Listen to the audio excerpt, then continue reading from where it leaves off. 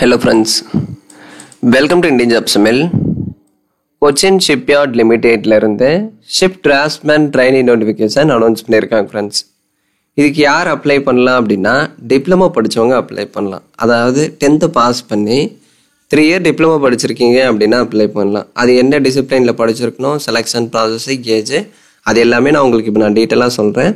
நிறைய பேர் சப்ஸ்கிரைப் பண்ண மாட்டிருக்கீங்க. ஸோ இந்த வீடியோ பிடிச்சிருந்தா ஒரு லைக் கொடுத்து கமெண்ட் பண்ணுங்கள். மறக்காமல் சப்ஸ்கிரைப் பண்ணுங்கள். சப்ஸ்கிரைப் பண்ணிங்க அப்படின்னா மட்டும்தான் நான் போஸ்ட் பண்ணுற அப்டேட் உங்களுக்கு ரீச் ஆகும். சரிங்களா? சப்ஸ்கிரைப் பண்ணிவிட்டு பெல் ஐக்கான் வந்து கிளிக் பண்ணிக்கோங்க. So Cochin shipyard limited ship draftsman training, ஓகேங்களா? ஆல் ஓவர் இந்தியாவில் இருக்கக்கூடிய ஆண்கள் பெண்கள் 2 பேரும் அப்ளை பண்ணிக்கலாம். இந்தியன் சிட்டிசன் அப்படின்னு சொல்லிட்டாங்க. ஸோ டிசிப்ளின் பாருங்கள், ship draftsman training mechanical electrical. So இதுக்கு பார்த்தீங்க அப்படின்னா நீங்கள் 10th பாஸ் பண்ணியிருக்கணும். 10th பாஸ் பண்ணி மெக்கானிக்கல் இன்ஜினியரிங் அதே மாதிரி எலக்ட்ரிக்கல் இன்ஜினியரிங்கில் 3 year டிப்ளமோ கம்ப்ளீட் பண்ணி மினிமம் 60% மார்க் இருந்தால் நீங்கள் அப்ளை பண்ணலாம். எக்ஸ்பீரியன்ஸ்லாம் எதுவுமே இல்லை ஃப்ரெண்ட்ஸ். 3 year டிப்ளமோ எலக்ட்ரிக்கல் மெக்கானிக்கலில் படித்து 60% ரவுண்டாக இருக்குது அப்படின்னா கட்டாயம் நீங்கள் அப்ளை பண்ணலாம். அது போக அடிஷ்னலாக ஏதாச்சும் தெரிஞ்சிருக்கணுமா, அடிஷ்னல் குவாலிஃபிகேஷன் ஏதாச்சும் இருக்கணுமா அப்படின்னு கேட்டிங்கன்னா கேடு ஓரளவு தெரிஞ்சிருக்கணும். ப்ரொஃபிஷியன்சி இன் கேடு, ஆட்டோ கேடு இருக்கு இல்லையா? ஸோ அதில் நீங்கள் ப்ரொஃபிஷியண்ட்டாக இருக்கீங்க அப்படின்னா நீங்கள் அப்ளை பண்ணலாம். So important date online application 14th August, அதாவது இப்போ ஓப்பன் பண்ணிட்டாங்க, ஓப்பனில் தான் இருக்குது. Last date 31st August apply பண்ணி முடிச்சிடணும். இப்போ எவ்வளோ வேக்கண்ட் இருக்குது ப்ரோ அப்படின்னா ஓரளவு டீசெண்டான வேக்கண்ட் கொடுத்துருக்காங்க ஃப்ரெண்ட்ஸ்.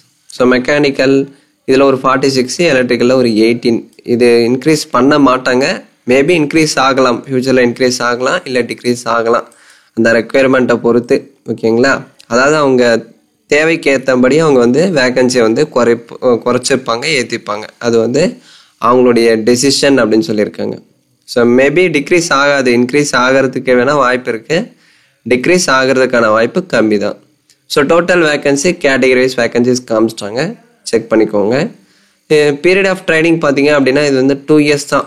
கான்ட்ராக்ட் அடிப்படையில் அனௌன்ஸ் பண்ணியிருக்காங்க. இதை வந்து பர்மனெண்ட் பண்ண மாட்டாங்களா அப்படின்னு கேட்டிங்கன்னா பர்மனெண்ட் பண்ண மாட்டாங்க. இது வந்து 2 yearsக்கு டெம்பரரியாக கான்ட்ராக்ட் அடிப்படையில் அனௌன்ஸ் பண்ணியிருக்காங்க. இந்த 2 years ஒர்க் பண்ணுறதால ஏதாவது பெனிஃபிட் ஏதாச்சும் இருக்கா அப்படின்னு கேட்டிங்கன்னா இதுக்கு நீங்கள் 2 years கம்ப்ளீட் பண்ணிட்டீங்க அப்படின்னா சென்ட்ரல் கவர்மெண்ட்லேருந்து ஒரு எக்ஸ்பீரியன்ஸ் சர்டிஃபிகேட் தருவாங்க. இப்போ கவர்மெண்ட் சைட்லேருந்து ஒரு சர்டிஃபிகேட் நமக்கு வருது அப்படின்னா அந்த சர்டிஃபிகேட் கட்டாயம் வேல்யூலாக தான் இருக்கும், சரி இல்லைங்களா? அந்த சென்ட்ரல் கவர்மெண்ட் எக்ஸ்பீரியன்ஸ் சர்டிஃபிகேட் ஃபியூச்சரில் நிறைய இடங்கள்ல உங்களுக்கு யூஸ் ஆகலாம். அதே மாதிரி இதே சிஎஸ்எல்லேருந்து, அதாவது கொச்சின் ஷிப்யார்ட்லேருந்து ரெகுலராக ஒரு வேக்கண்ட் அனௌன்ஸ் பண்ணுறாங்க அப்படின்னா இந்த எக்ஸ்பீரியன்ஸ் சர்டிஃபிகேட் அப்போ உங்களுக்கு ரொம்ப யூஸ்ஃபுல்லாக இருக்கும். ஸோ ட்ரை பண்ணி பாருங்கள், விருப்பமாக இருக்கிறவங்க கட்டாயம் ட்ரை பண்ணுங்கள். 2 வருஷம் தானே, எதுக்கு ட்ரை பண்ணிவிட்டு வேறு ஜாப் ட்ரை பண்ணலாமே அப்படின்லாம் நினைக்காதீங்க. உங்களுக்கு இன்ட்ரெஸ்டாக இருக்குது அப்படின்னா, அதாவது ஷிப்பு டிபார்ட்மெண்ட்டில் நான் ஒர்க் பண்ணணும், ஷிப்பு இதில் நான் ஒர்க் பண்ணணும் அப்படின்னா கண்டிப்பாக நீங்கள் ட்ரை பண்ணுங்கள்.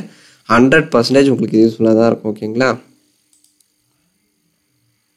ஸோ ஸ்டைஃபண்ட் பாருங்கள், ஃபர்ஸ்ட் இயர் வந்து 14,000 இருக்கும், செகண்ட் இயர் வந்து 20,000 இருக்கும். இந்த 14,000 ப்ளஸ் எக்ஸ்ட்ரா நீங்கள் ஒர்க் பண்ணுறீங்க, அதாவது ஓவர் டைம் பண்ணுறீங்க அப்படின்னா 14,000 ப்ளஸ் அதோட ஒரு 4,450 ஆட் பண்ணி தருவாங்க. அதே மாதிரி செகண்ட் இயர் 20,000 கொடுத்துருக்காங்க இல்லையா? நீங்கள் எக்ஸ்ட்ரா ஒர்க் பண்ணுறீங்க அப்படின்னா கம்பன்சேஷன் அவர் ஓடி அதுக்கு தகுந்த அமௌண்ட் வந்து 5,000 கொடுத்துருக்காங்க. ஸோ 25,000. ஓகேங்களா? இது ஃபர்ஸ்ட் இயர் 19,000, செகண்ட் இயர் 25,000 நீங்கள் எக்ஸ்ட்ரா ஒர்க் பண்ணீங்க அப்படின்னா. ஸோ ஏஜ் லிமிட் பாருங்கள், 25, அதாவது மேக்ஸிமம் 25 ஏஜுக்குள்ளே இருக்கணும். 25 இல்லைனா அதுக்குள்ளே இருந்தால் நீங்கள் அப்ளை பண்ணலாம். எனக்கு 25 ஏஜ் பார் ஆகிடுச்சு, நான் அப்ளை பண்ண முடியாதா அப்படின்னு கேட்டிங்கன்னா ஜென்ரல் கேட்டகரியாக இருந்தால் அப்ளை பண்ண முடியாது. அதாவது யூஆர் அன்ரிசர்வ்ட் அப்படின்னு சொல்லுவாங்க இல்லையா? அதுதான் வந்து ஜென்ரல் அப்படின்னு சொல்லுவாங்க. அது உங்களுக்கே தெரியும். நீங்கள் ஜென்ரல் கேட்டகரியாக இருக்கீங்க அப்படின்னா ஏஜ் லிமிட் இல்லை, அதாவது ஏஜ் ரிலாக்ஸேஷன் இல்லை. ஓபிசியாக இருக்கீங்க அப்படின்னா ரிலாக்ஸேஷன் 3 years, ஸோ 28 வரையும் அப்ளை பண்ணலாம். அதே மாதிரி எஸ்சியாக இருக்கீங்க அப்படின்னா 5 years 30 வரையும் அப்ளை பண்ணலாம். இது ஓபிசி எஸ்சிக்கு மட்டும். ஜென்ரல் கேட்டகரிக்கு ஏஜ் ரிலாக்ஸேஷன் எப்பவுமே இல்லை ஃப்ரெண்ட்ஸ். இப்போ மெத்தட் ஆஃப் செலெக்ஷன் பாருங்கள், phase 1 phase 2. phase 1ல் online test, objective type online test, அதாவது கம்ப்யூட்டரில் எக்ஸாம் கண்டக்ட் பண்ணுவாங்க. ஆப்ஷன் மாதிரி இருக்கும், அந்த ஆப்ஷனில் கரெக்டான ஆன்சர் வந்து நீங்கள் சூஸ் பண்ணுற மாதிரி இருக்கும். ஃபேஸ் 2ல ப்ராக்டிக்கல் டெஸ்ட் இருக்கும். ஸோ அந்த ப்ராக்டிக்கல் டெஸ்ட் எப்படி, எக்ஸாம் பேட்டர்னு எல்லாமே கொடுத்துருக்காங்க. Method of selection and mark பாருங்கள். ரெண்டுத்துக்குமே மெக்கானிக்கல் எலக்ட்ரிக்கல் ரெண்டுத்துக்குமே ஒரே எக்ஸாம் பேட்டர்ன் தான். சிலபஸ் மட்டும் மாறும். மெக்கானிக்கலுக்கு அப்ளை பண்ணுறீங்க அப்படின்னா மெக்கானிக்கல் ரிலேட்டடாக சிலபஸ் எக்ஸாம் கொஷின் பேப்பர் இருக்கும். எலக்ட்ரிக்கலுக்கு அப்ளை பண்ணுறீங்க அப்படின்னா எலக்ட்ரிக்கல் ரிலேட்டடாக எக்ஸாம் இருக்கும். சரிங்களா? சிலபஸ் மட்டும்தான் மாறும். அந்த எக்ஸாம் கண்டக்ட் பண்ணுற ப்ரொசீஜரு, எக்ஸாம் பேட்டர்ன் அதெல்லாமே ஒரே மாதிரி தான் இருக்கும். மார்க் அலோகேஷனும் ஒரே மாதிரி தான். டிப்ளமோ மார்க்கு ஒரு 20, அதாவது டிப்ளமோவில் நீங்கள் எவ்வளோ பர்சன்டேஜ் எடுத்திருக்கீங்க அந்த பர்சன்டேஜை பேஸ் பண்ணி 20 மார்க்ஸ்க்கு அலோகேஷன். ஓகேங்களா?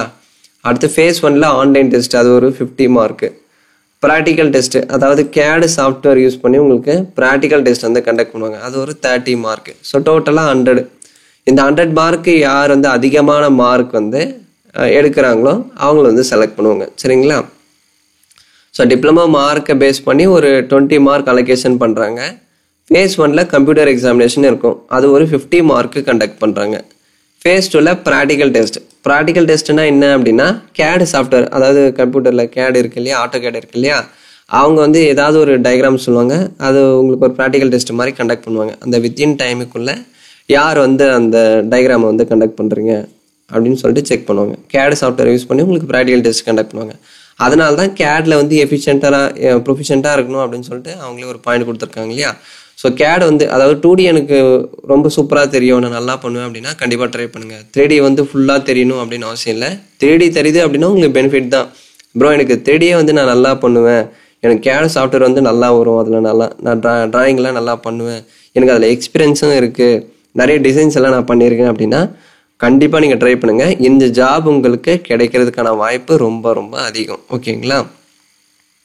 சரி, எக்ஸாம் சென்டர்லாம் எங்கே இருக்கும் அப்படின்னா கேரளா இல்லை கொச்சியில் தான் இருக்கும். தமிழ்நாட்டில் சென்னையில் அந்த மாதிரிலாம் இருக்காது. ஒன்று கேரளாவில் இல்லை கொச்சியில். ஓகேங்களா? அதாவது கொச்சின் ஷிப்யார்ட் லிமிடெட் கேரளா கொச்சியில் தான் இருக்குது. ஒன்று கேரளா இல்லை அப்படின்னா கொச்சி லொக்கேஷனில் தான் exam centre, place of posting, selection process, document verification எல்லாமே அங்கே தான் ஃப்ரெண்ட்ஸ் இருக்கும். இப்போ சிலபஸ் காமிச்சிட்டாங்க, சிலபஸ் நீங்கள் செக் பண்ணிக்கோங்க. இது சம்மந்தமாக உங்களுக்கு ஏதாச்சும் டவுட்ஸ் இருக்குது அப்படின்னா நீங்கள் கமெண்ட்ஸில் கேளுங்க, நான் கண்டிப்பாக ரிப்ளை பண்ணுறேன். இந்த 2 இயர்ஸ் கான்ட்ராக்ட் ஜாப் மேபி உங்களுக்கு யூஸ்ஃபுல்லாக இல்லாமல் இருக்கலாம். இதை நீங்கள் கம்ப்ளீட்டாக பார்த்துட்டு உங்கள் ஃப்ரெண்ட்ஸ்க்கு யாராவது ஷேர் பண்ணுங்கள். சரிங்களா? நிறைய பேர் இப்போ டிகிரி முடிச்சுட்டு எந்த ஜாபுக்கு போகிறது அப்படின்னு சொல்லிட்டு ஒரு மைண்ட் செட்டில் இருப்பாங்க. அவங்களுக்கு மேபி ஷேர் பண்ணுங்கள், அவங்களுக்கு இது யூஸ்ஃபுல்லாக இருக்கலாம். எப்பவுமே அப்ரெண்டிஸ் பண்ணிவிட்டு அடுத்து நீங்கள் ட்ரை பண்ணுங்கள். இல்லை அப்படின்னா இந்த மாதிரி கூட நீங்கள் போகலாம். சரிங்களா? பெட்டர் நீங்கள் அப்ரெண்டிஸ் பண்ணுறதுக்கு பதிலாக இந்த மாதிரி சென்ட்ரல் கவர்மெண்ட்டில் இருந்து டெம்பரரியாக கான்ட்ராக்ட் பேசிஸில் அனௌன்ஸ் பண்ணுறாங்க அப்படின்னா 100% நீங்கள் ட்ரை பண்ணலாம். ஃப்யூச்சரில் அது ரொம்ப ரொம்ப வேல்யூபுளாக இருக்கும். ஓகேங்களா? ஓகே ஃப்ரெண்ட்ஸ், டவுட்ஸ் ஏதாவது இருந்தால் கமெண்ட்ஸில் கேளுங்க, இல்லை வாட்ஸ்அப் பண்ணுங்கள், நான் கண்டிப்பாக ரிப்ளை பண்ணுறேன். மெஜாரிட்டி இப்போ எல்லா கமெண்ட்ஸ்க்கும் நான் ரிப்ளை பண்ணிட்டு தான் இருக்கேன். அப்ளிகேஷன் ஃபீஸ் இருக்குது, அதை சொல்ல மறந்துட்டேன். 600 ரூபாய் 600 வந்து கொடுத்துருக்காங்க. அது போக பேங்க் சார்ஜ் வந்து எக்ஸ்ட்ரா இருக்கும் அப்படின்னு சொல்லிட்டாங்க. நீங்கள் எஸ்சி எஸ்டியாக இருக்கீங்க அப்படின்னா அப்ளிகேஷன் ஃபீஸ் இல்லை. ஓகேங்களா? எஸ்சி எஸ்டிக்கு மட்டும் ஃபீஸ் இல்லை, அதர் கேட்டகிரி 600 பே பண்ணும். ரொம்ப ரொம்ப அதிகமாக இருக்கு. வெப்சைட் இதுதான். இந்த வெப்சைட்டில் கெரியர் பேஜில் போயிட்டு நீங்கள் அப்ளிகேஷன் ஃபார்ம் ஒரு ஸ்டெப்பாக வந்து நீங்கள் ஃபில் பண்ணி சப்மிட் பண்ணுற மாதிரி இருக்கும். ஸோ எல்லாமே டீட்டெயில்ஸ் எல்லாமே செக் பண்ணிக்கோங்க. இந்த பிடிஎஃப் தேவைப்பட்டால் நம்ம டெலகிராம் சேனலில் இருக்கும். ஓகேங்களா? ஸோ நம்ம டெலகிராம் சேனல் லிங்க் டிஸ்கிரிப்ஷனில் கொடுத்துருக்கேன், அதில் ஜாயின் பண்ணி இந்த பிடிஎஃப் நீங்கள் டவுன்லோட் பண்ணிக்கலாம். தேங்க்ஸ் ஃபார் வாட்சிங்.